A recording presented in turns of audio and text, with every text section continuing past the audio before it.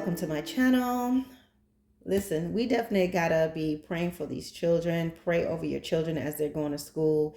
There is a different generation of people walking around. These children are so different. And I always refer back to Proverbs 30 from 11 through 14. It says there's a generation that curse their father and does not bless their mother. There's a generation that are pure in their own eyes and yet is not washed from their filthiness. There's a generation, oh, how lofty are their eyes, and their eyelids are lifted up. There's a generation whose teeth are as swords, and their jaw teeth as knives, to devour the poor from off the earth and the needy from among men. This generation can be man, woman, boy, girl, adults, children.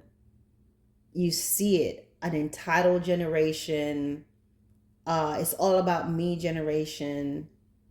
A generation where you're praised for being a victim most of the times. You're championed for being a victim. A generation where if you go and you just talk about something that's going on in your life, and you're immediately going to be diagnosed with something. You're immediately going to be given a name at the end of that appointment, and you're going to walk out and you're going to be saying, well, I'm this and I'm that, and I've got this and I've got that.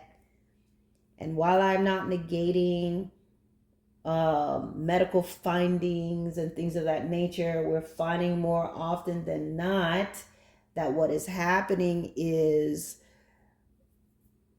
we're in a time where it's more feasible to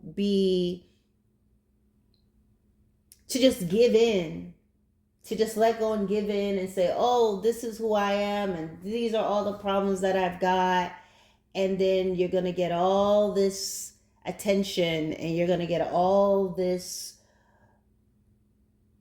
validation for that. And so a lot of times there are people that's going through their lives right now where they could have overcome some obstacles, things that came in their lives that were tough. It was hard. Yes, counseling would have been necessary. Some things may have been needed. Prayer, of course, absolutely would have been first and foremost, but they were given a name and they were told, this is who you are now. This is what you have. And so they are given this excuse to behave a certain way. So you have that. And then now parents can't discipline their children. I totally understand that you shouldn't be going around beating and busting your children's lips and doing anything like that, abusing them that way. There's no point. What is a child going to learn when you blacken their eyes shut and do all these things? That's abuse. But you can't even discipline your children anymore. And the children can call the police on you. And the teachers have no authority. You have this one scrawny, big head bully in the school giving all this trouble, or a tall one that really ain't about nothing because they're always picking on the little ones. Giving all this trouble, holding up progress in class, disrespecting the teacher. And it's like a classroom setting now is like you there for a pay-per-view fight. This is a generation. These are the things that we're dealing with. Teachers have no authority.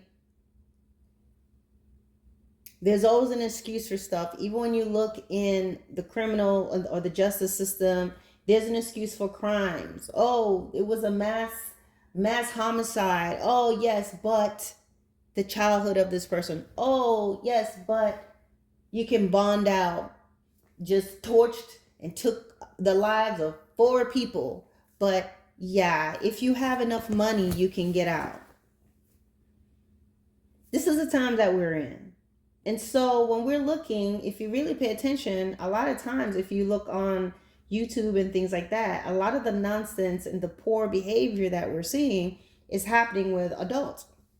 You see them having meltdowns in restaurants. You see them having the road rage. They're doing all these different things. And then, of course, they're producing children who are going into the schools and who we're seeing behaving the way that they are. Because we're in a stage, guys, we're in this place where evil evil is even greater than before. Lack of discipline. People are being enabled. A child misbehaves, and instead of dealing with the behavioral issues, a lot of times people are they want to diagnose it and sometimes call it something when the child's just rude. The child's just disrespectful. The child just don't want to listen. But if you can give them something and you go ahead and diagnose them and say, oh, they've got this and that and this and that and this, it's hands off now, right? Don't get me wrong. Again, I said there are some cases where things may happen. There may be some imbalances in the brain, the head, and all of that. But guys, there are people that ain't nothing wrong with them. They're just rude. You think about when we were growing up and we were coming up, people may have come around and said, oh, you've got this, you got that. But I tell you what, our parents were different. And we had to follow rules. We didn't have no time to have any kind of A, B, C, D, HDD or PTT or QST. None of that could have happened. We obeyed our parents, even if we didn't feel like it. Of course, we were all still children regardless. There are things that we did that we weren't supposed to do, but nowhere close to the level that we're seeing today. And what's sad about it is that these children are souls. These children that we're seeing right now that's misbehaving is often a product of their parents. There are some exceptions because there are times where children just go out and they do opposite of what they were, how they are raised.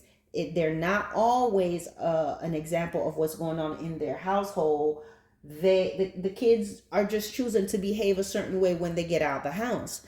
But you find those children who are bold, that will be rude, disrespectful in front of other adults in public, doing stuff where their parents could find out about it. And when you find a child that's doing stuff, cursing out adults, cursing in front of adults, behaving a certain way, that's the indication that their parents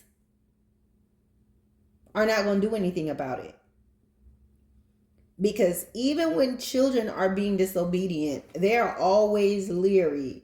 They're always leery. They're like, oh, I don't want my mom and dad to find out about this. Even if they want to act bad, they're going to go change at school and they're going to change back into their regular clothes at home. They're going to do something where they think mom and dad cannot find out about it and then go home and act innocent. But when they're out in public, cursing in public, uploading things on Snapchat and doing all that, that's an indication that lets you know their parents, they're not going to do a thing.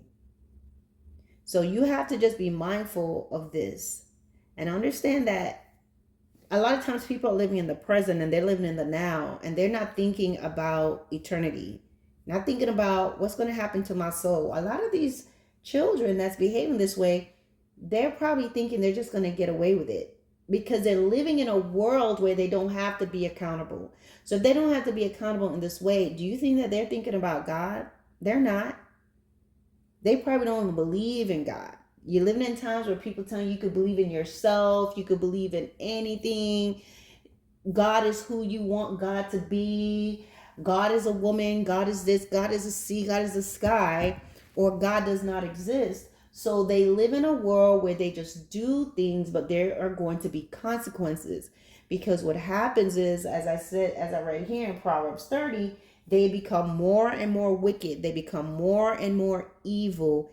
They are going to become mischievous. They can't rest until they've done something wrong, till they've hurt somebody, till they've brought somebody down, till they've done something to your child. And a lot of times these wicked children, yes, there are children who are wicked. They're evil. They want to tell you something else. No, they're just, nope, no. These children who have gone through whatever, they turn out and they'll go out and do evil and they take the life of a person. That is wickedness.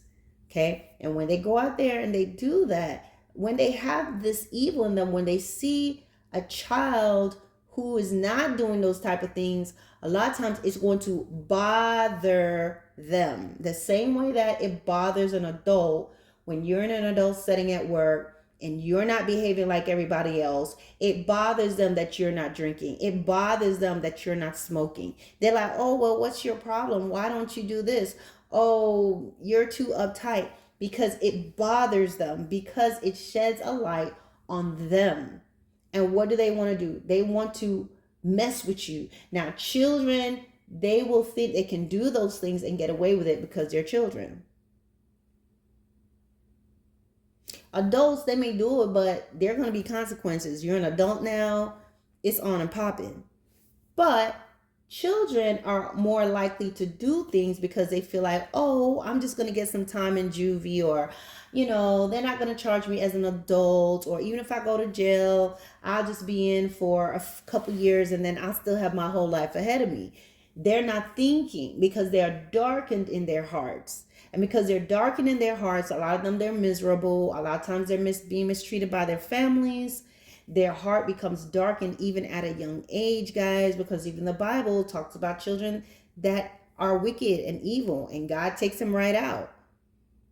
Right now, God may give them grace and mercy, but you know what? God is a just God.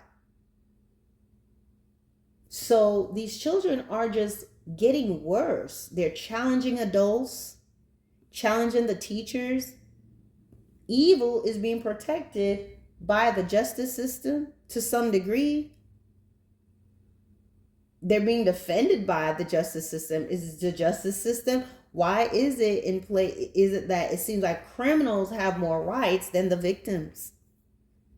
Why is it that in school, one child can disrupt an entire classroom, disrespect the teacher, do all these things, hit the teacher, do all this stuff, and no one's helping the teacher? But the minute that teacher or that adult reacts, all of a sudden the laws wants to work now. All of a sudden the school is getting involved. All of a sudden this person's lost their jobs. You see, sometimes you have to be careful with children or be in an environment with children that they're setting you up. That spirit through that child is setting you up to take from you. The enemy comes to kill, to steal, and to destroy.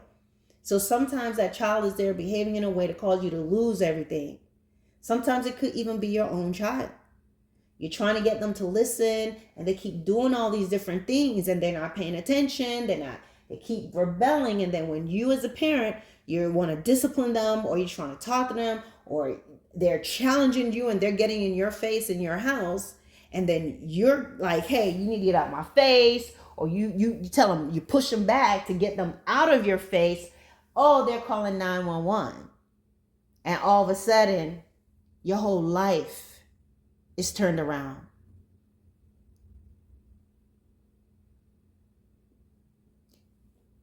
Go before God.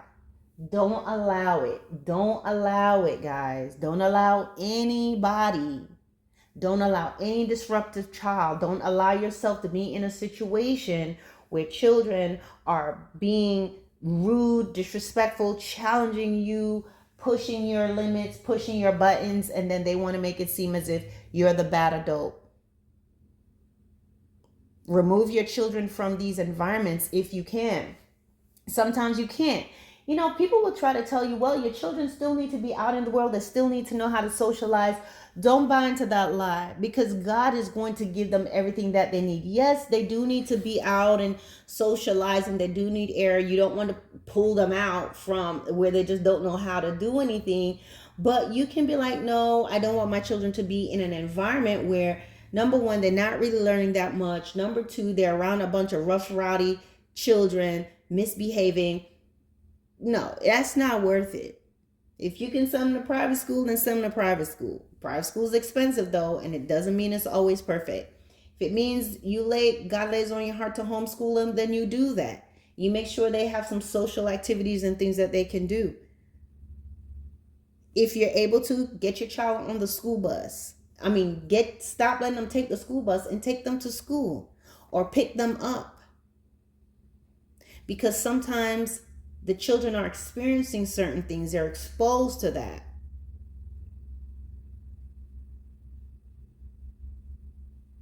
We have to be able to understand the difference between when they're saying, okay, you got to be in the world, but we have to also be careful when it comes to this overexposure. They're in school for 8 hours, and in the very beginning of the day, they're getting topped off, right? With the cursing students, the rowdy students. Then they have 8 hours of that nonsense. And then they have the bus ride back where they're getting topped off again. By the time they come to you, are we surprised when there's some issues? Allah has been deposited within them. I'm not telling you guys to go crazy and build an underground community. You don't want to go far like that. But we have to pray and ask God, Lord, what do you want me to do? And to whatever degree that you can do, whatever you can based on your financial position, even if you can't put them in private school, if you can take them to school, then do that. If you can't take them to school, but you can pick them up from school, then do that. And then just be mindful of what they are doing. Be mindful of who's trying to come around them. Because when they're in their teen years and things like that, that's when the enemy's coming in, trying to indoctrinate them, trying to recruit them, to set them in a certain way of behavior, to say, okay, this is your future. It is amazing to me just how children behave, but oftentimes the apple does not fall too far from the tree. When you look at their parents, you look at their family, you'll see that they are the same way. Any child, as I said before, that will openly curse a teacher, openly curse an adult, openly behave a certain way in public, a lot of times that child is doing that because they know that nothing is going to happen. Their parents are going to support them. They're going to get away with it. And then on top of it, when they do that, sometimes even the law does not get involved. This family is tormenting you. This kid is doing all this stuff. The law is not doing anything about it. But the minute your child defends themselves, the law comes in. Oh, yeah, you've been bullied for months and we didn't do anything. Or you've been going through this. You've been reporting your neighbor next door that's been doing all these things to you. And they didn't do anything. They were, oh, well, there's nothing we can do. But the minute you go over there, or the minute the person goes and takes the neighbor out, or the child retaliates against the bully, all of a sudden the laws and justice and all this stuff is coming in. What is going on? So we must be prayerful and be led by God, because what it is, the enemy is coming to kill, to steal, and to destroy. The enemy wants to frustrate society, frustrate youth, frustrate people to want to take matters in your own hand, to want to go out there and take some heads off of shoulders. You see? So be careful. Pray over your children. Make the best decisions you can possible. Those jobs where you're being pushed to the limits, seek God. Is this where He wants you to be? And if He says go, then step away from it. Because sometimes some situations, whether it's your job or even your own children or things that you're dealing with personally,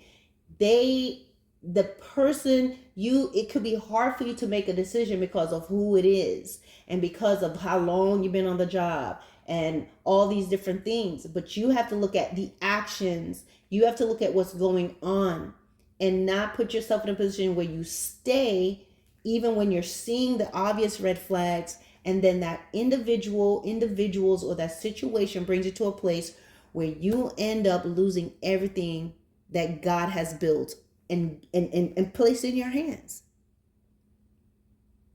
Pray over your children, pray over yourself, because nowadays children are being used by the enemy.